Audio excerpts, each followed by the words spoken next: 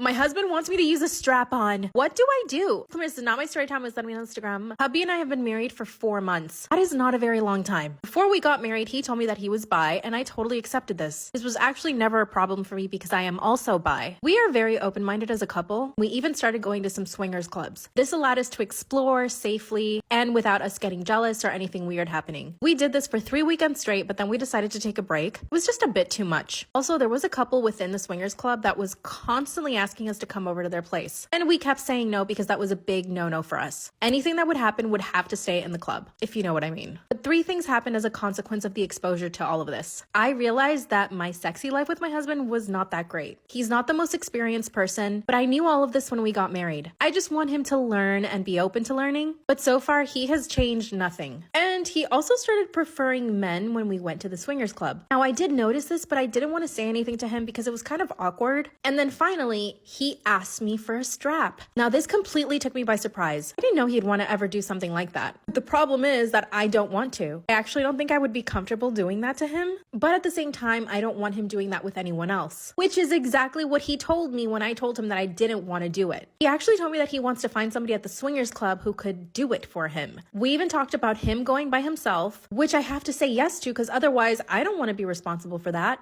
All of this has become very complicated and I really regret going to the club in the first place. I also regret us being so open with these things because now he's asking for more and more. And I am not comfortable with him doing any of these things. When I told him that I wasn't comfortable with this, he got mad at me and he's been giving me the cold shoulder ever since. We were engaged for 8 months, so we really actually don't know each other as well as I want to. And I did tell my best friend about this and she doesn't think it's normal. In fact, she doesn't think that we should have gone to the swingers club and that I need to retract on basically everything and essentially ask for a monogamous relationship. Now I'm afraid that he's going to want to leave me if I do this. Am I overreacting? Should I just do it to please him? Or should I actually be freaking out? Because I don't think this is normal. I don't want to do that to my husband. Ew. What should I do? Bye.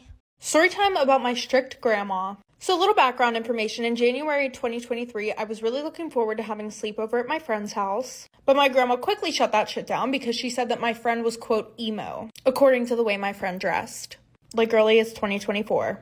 Anyways, I tried to argue with her and say that that doesn't mean that she's a bad influence. But my grandma, stuck in her ways, just wasn't having it. Instead, she said that I was going to be staying the weekend at my aunt's house with my brother and my cousin. So while I was at my aunt's house, I decided to sneak over to my friend Oliver's house. Get your head out of the gutter. It was nothing like that. We both agreed to be strictly friends. Anyway, so I hung out at his house with him and his brother Connor, and we were giving each other's Instagrams a makeover. Now keep this in mind for later. We ended up changing my username to the Beaner 2.0. Oh, and when I said I snuck over Oliver's house, I mean for my grandma. Like, my aunt knew about everything, but my grandma wasn't watching me, so I didn't care to tell her. Fast forward, the weekend's over, my grandma comes to pick us up, and later on that night, she brings up my Instagram username to me. Like for Part 2 about my super strict grandma. So like I said, my grandma brings up my username, the Beaner 2.0, to me later on that night. She started telling me that she was super concerned about the lack of self-respect I had for myself and how I need to start caring more about what other people thought about me. But honestly, I didn't care. I tried explaining that I didn't mind the term Beaner since I'm half Mexican and I've already faced racism before, so to me, it's just a word. After I explained that, I thought that her and I were good because she stopped arguing with me. And then she starts bringing up my Instagram posts. She's like, who are these boys that you were with? Whose house is this? Blah, blah, blah.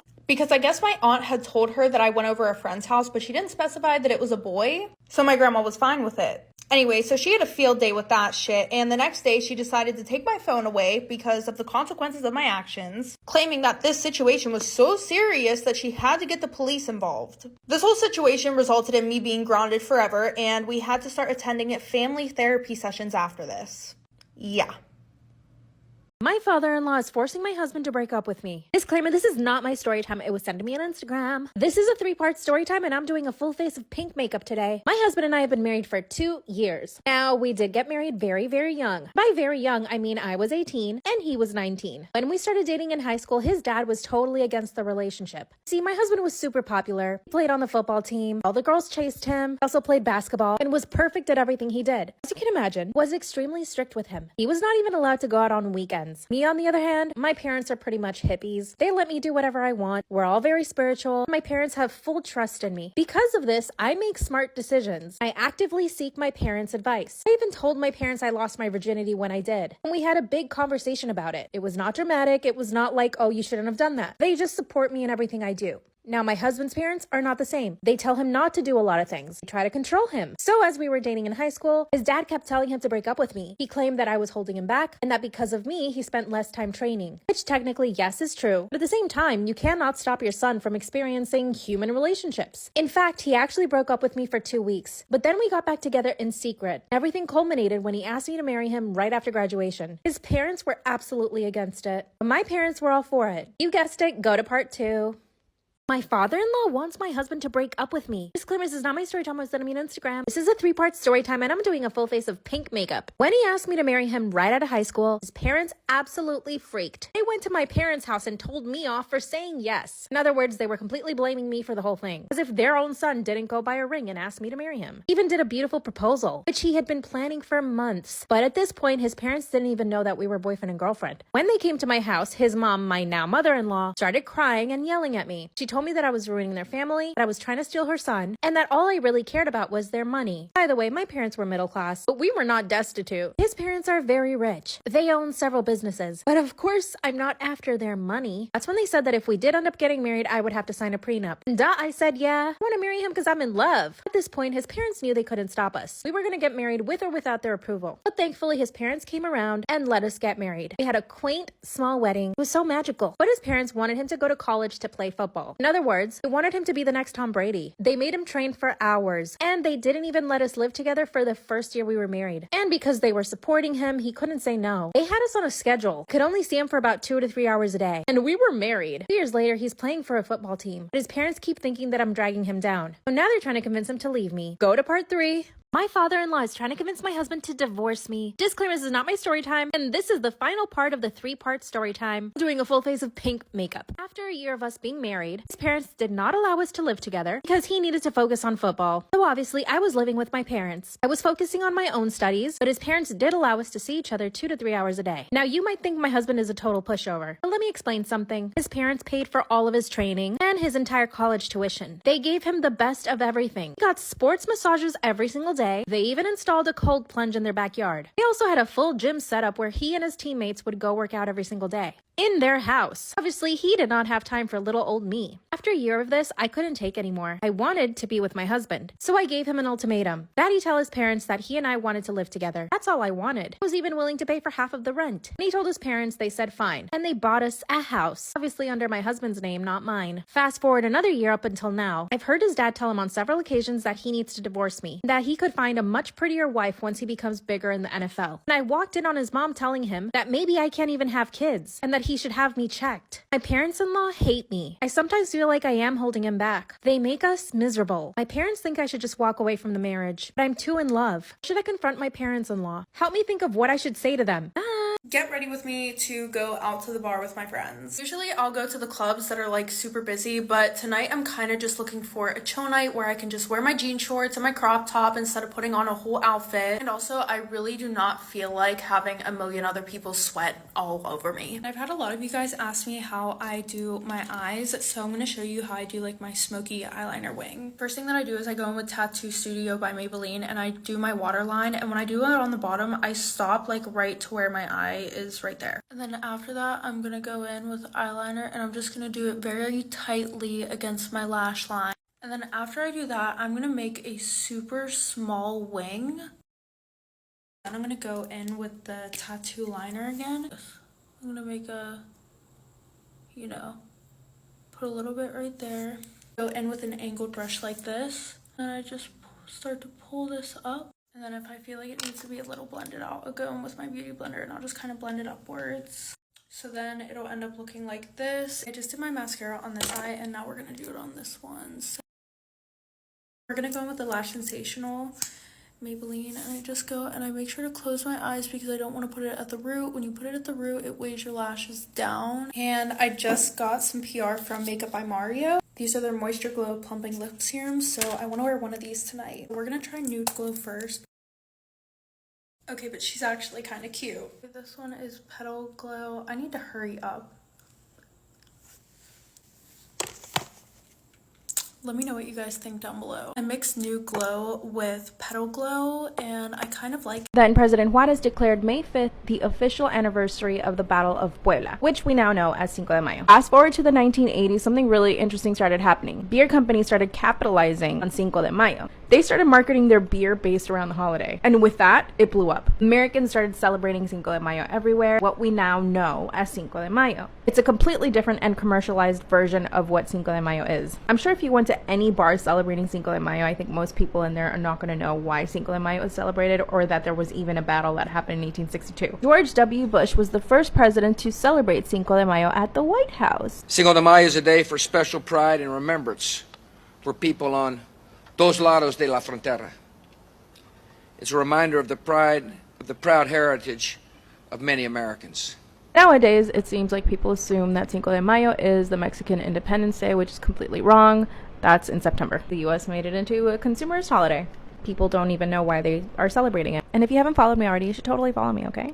Oh, I'm also a day late, but I was on a plane yesterday, so that's my excuse. Bye! Story time. I was the toxic best friend. So a little background information. I was 16 and a sophomore in high school. And at the beginning of the year, I met this girl who we're going to call Riley. Riley and I hit it off straight away. Like a week after knowing each other, she knew everything about me and I knew everything about her. Well, then she tells me about this guy that she's talking to, who we're going to call Jay. She said that they would hook up sometimes and he would text her sometimes. But she said that I couldn't tell anybody because he said that it had to be a secret. So I tried telling her that he sounded like a fuckboy, but she decided she was going to do whatever she wanted. And I was like, okay. So fast forward to the end of the year, he adds me on Snapchat. Okay, don't get me wrong. He was really hot, but I had my own thing going on. So I really didn't pay that much attention to him. And I thought he maybe added me on Snapchat to be like, oh my God, I really like your best friend. And then I also was caught between a rock and a hard place. Do I tell my best friend that the guy that she likes just added me on Snapchat? Or do I lie to her? Well, I was going to tell her until I got a Snapchat from him, like for part 2. Part 2 about how I was the toxic best friend. So like I said, I didn't know whether I should tell her that he added me on Snapchat or if I should. And I was going to until I got a Snapchat from him saying, hey, you're really pretty. I think we should talk sometime. So I ended up telling her about it because I felt really bad.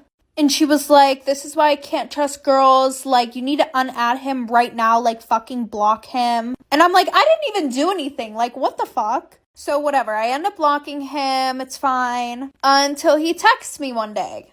And he's like, hey, it's Jay. I think you blocked me on Snapchat, LOL. And him and I had talked a little bit in school and I kind of started to like him. Well, fast forward, him and I ended up hooking up a few times. We were talking a lot and he hadn't been texting Riley as much. Well, the one night while I was sleeping over at her house, my phone was going off a lot and I didn't think to delete any of the messages, like for part 3. Story time about how my boyfriend is abusive to his parents. What should I do? Claimer's not my story time. It's on Instagram. My boyfriend and I have been dating for 11 months. Here's a little backstory. We both work at the same company and live very far from our parents. I try to go home once a month since my parents are only 2 hours away from me. His parents live in a different country. For that reason, I haven't met his parents. But he's met my parents and he's been completely respectful and really nice to them. So I never suspected that he could be abusive to his parents. So here's what happened. We flew over to his parents and they are very rich. His mom is an interior designer and their house is phenomenal. His dad owns a couple of businesses and together they are very wealthy. His parents went to pick us up at the airport and everything was fine until we got to their house. They decided to give me a tour of their ginormous mansion. That's when I noticed that my boyfriend was being kind of rude to them. Every time they would ask me a question, he would answer and be like, duh, she likes pizza. He even asked his mom to stop asking stupid questions. I stopped him in his tracks and in front of his parents I said, why are you being rude to your parents? The look on his parents' face was of shock. And that's when I realized that they had never disciplined him. But then it got worse. Part 2 is up.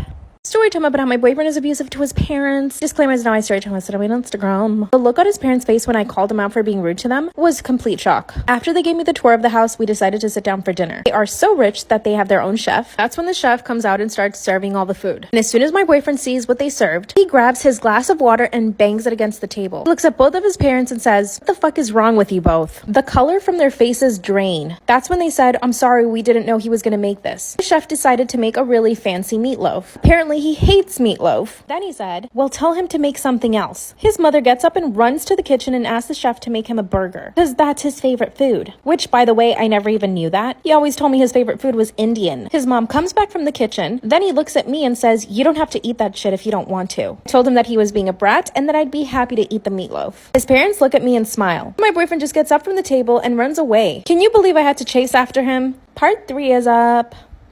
Story time about how my boyfriend is abusive to his parents. What should I do? Disclaimer is not my story time. It's on Instagram. That's when my stupid boyfriend runs away from the dinner table. So of course I have to chase him. And of course I'm angry at this point. I ask him why he's being so rude to his parents. Then he literally denies that he just did anything. His words were, you're reading too much into it. My parents are stupid anyway. I looked at him and I said, do you not see the mansion we're standing in? How did 2 stupid people manage to build this mansion, 4 businesses, and put you through school? He rolls his eyes at me and says, Jesus Christ, you sound like my parents. I told him that he was a privileged rat. You see, I come from a family where we don't have chefs, and we don't have millions of dollars, or a mansion. So I appreciate everything my parents did for me. I went back to the dining room and I told his parents it was nice to meet them, but that I could no longer be with their son. That's when his mom started begging me not to leave. It was hard, but I called an Uber and I went home. My boyfriend's been begging me to get back with him. He's trying really hard too. His parents are even offering to pay my student loans. I'm honestly confused now. What should I do? Story time about why I will never let my sister pet sit for me ever again. So a little background information. I was 18 and it was the summer before my freshman year in college. And it was towards the end of the summer, so I decided that I wanted to take a vacation with a few of my girlfriends before we all went off to the different colleges that we were going to. And I have a lot of pets. I have 4 hamsters, 2 snakes, a tarantula, 2 birds, and 1 fish. So I asked her if she could watch all of them. She said yeah, so I wrote her out a schedule of when they need to be fed. And I wasn't even going to be gone a week, so it would be pretty easy because I already cleaned all their tanks and everything like that. And I wasn't worried at all because I trusted my sister. She had 2 dogs and a cat, so I thought she was going to be fine. I called her the first 2 days. Everything seemed to be going well. And I called her on the 4th day and she didn't answer the phone. So I called my mom, asked her if she could get a hold of her. And my mom said that she spent the 2 days at her boyfriend's house, like for part 2. Part 2 about why I will never let my sister pet sit for me ever again. So like I said, I called my mom asking if she could get a hold of her, and she said that she spent the last 2 days at her boyfriend's house. And the worst part was, my sister was the only one with a key to my apartment. So my sister calls me the next day and she's like, hey, sorry, like I was at my boyfriend's house. And I was like, who fed the animals? And she was like, well, I just put enough in their cages so that way they would be fine for like 3 days. And she was like, don't worry, I'll sleep over there tonight to make sure they're okay. So I'm like having a fucking panic attack right now. Anyways, so fast forward, I get home early in the morning and my sister's sleeping on the couch, but my sister brought over her animals too. So I wake my sister up and I'm like, hey, like, how are all the animals? She's like, oh, they're fine. And then we walk into the kitchen and the fucking bird cage is open and my birds are missing and her cats are nowhere to be found. So now I'm freaking the fuck out. So then I go to check on the rest of my animals, like for part 3.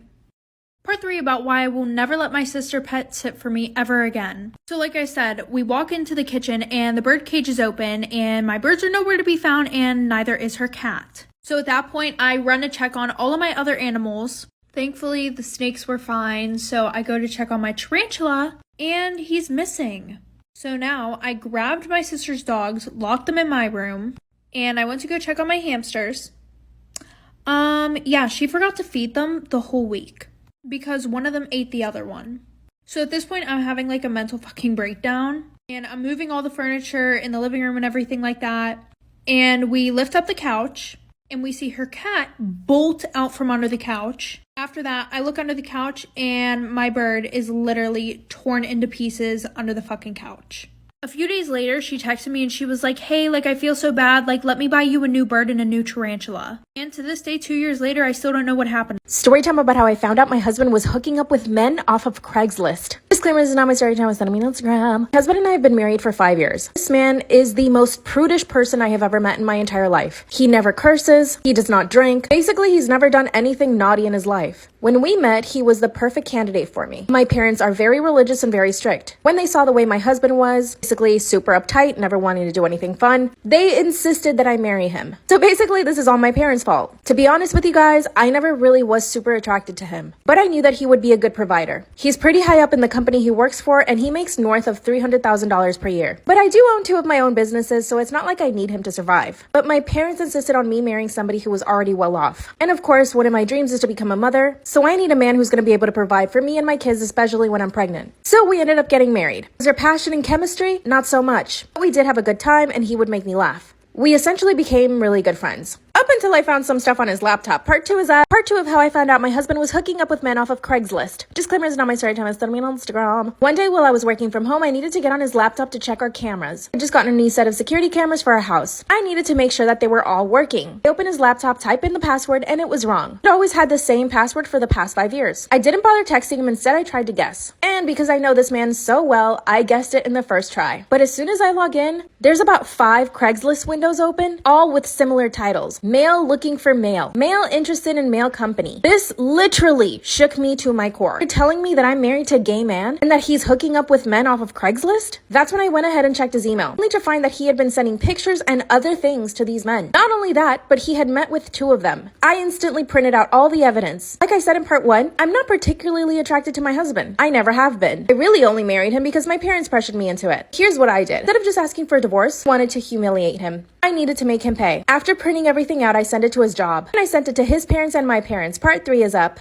That's when I sent videos of my own husband hooking up with other men to his job, my parents, and his parents. At this point, I had been married to a man that I wasn't attracted to for 5 years, only to find out that he was hooking up with other men. Off of Craigslist. Remember I said in part 1 how prudish my husband was? He always made himself seem like he was the perfect man, like he had never done anything bad in his life. But let me tell you, some of the things I read in those emails, and the pictures, and the video, disgusting. No wonder he put off having kids for so long, and no wonder he made me get on the pill, because he never had the intention of having kids. When everyone received their packages, my husband called me super upset. He said that he had only done it for about a week, and that it was just him experimenting. And he told me that his job put him on suspension. My parents, of course, stopped speaking to him. My mother-in-law calls me on the phone and tells me that she had always known that he was gay. And apparently they insisted on him not marrying me. But he was set on having the perfect wife. The perfect life. We're obviously getting a divorce now, and I'm getting all his money. Or at least I'm gonna try. He's already claiming that I'm obsessed with him, so he wants to get a restraining order. I need to make him suffer even more. How should I do this? Part 4 will be up soon. Storytime. I'm in a long-distance relationship and I don't know if I should break up with this boy or not.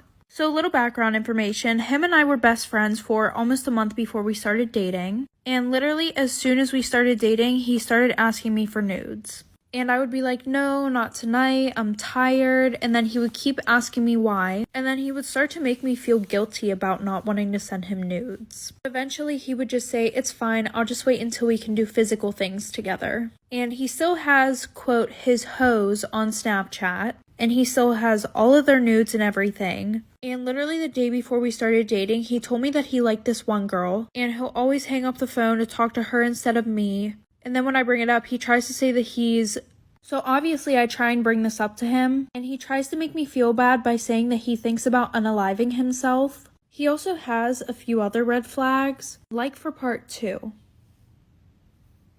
Storytime. I'm in a long-distance relationship with this boy and I don't know if I should break up with him or not. So like I said, he says he always thinks about unaliving himself, so obviously I feel bad for him and I just love him so much that I can't let him go, and he has a bunch of other red flags. Like he'll tell people he's 13 and other people he's 14, and you know, he apparently didn't know his birthday. Well, fast forward, he's been texting me more, and when I told him I loved him, he left me on open, which he never does. He always says it back to me. We still haven't really been talking on the phone, but I did send him pictures. Not fully nude, but both times I sent those, he literally called me right after. But other than that, he will never call me.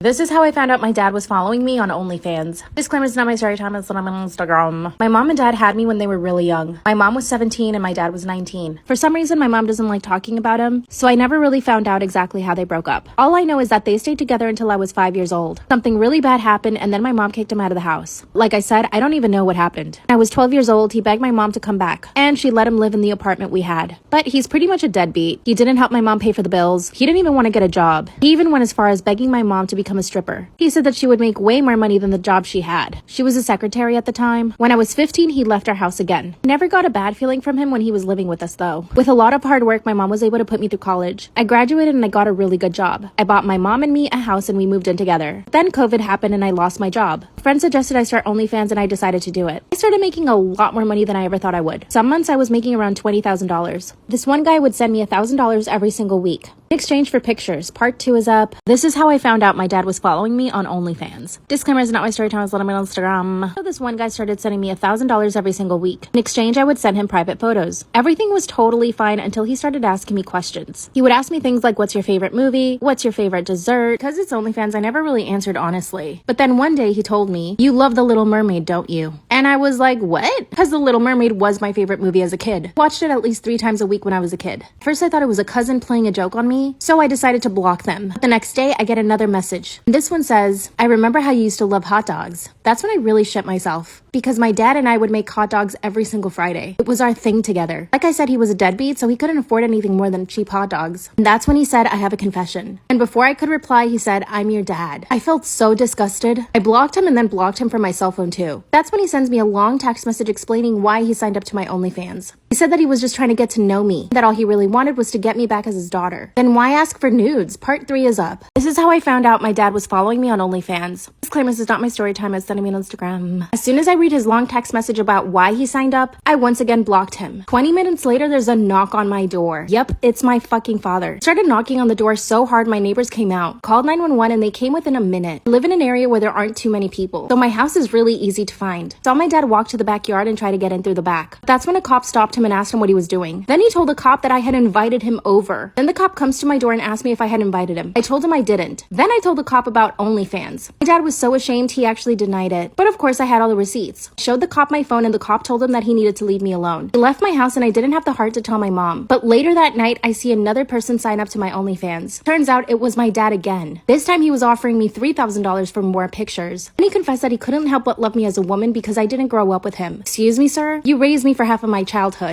Wanted to get a restraining order, but the judge says it's not that easy. So now I'm considering closing my OnlyFans. I don't think it's fair though. What should I do? Storytime about how my whole class found my teacher's OF. So a little background information. I was 16 and in 10th grade, and my best friend Maya and I were walking in the hallway getting ready for first period. Now, even this early in the morning, the rumor was already going around that Miss J had an OF. Fast forward, Maya and I get to first period. 10 minutes after class started, Miss J put a problem up on the board. After she gave us a little bit of time, she was like, okay, who can solve this?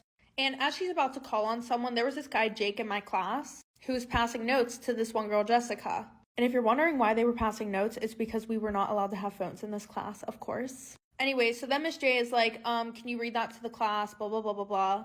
And the note literally said, did you hear about Miss J's OF?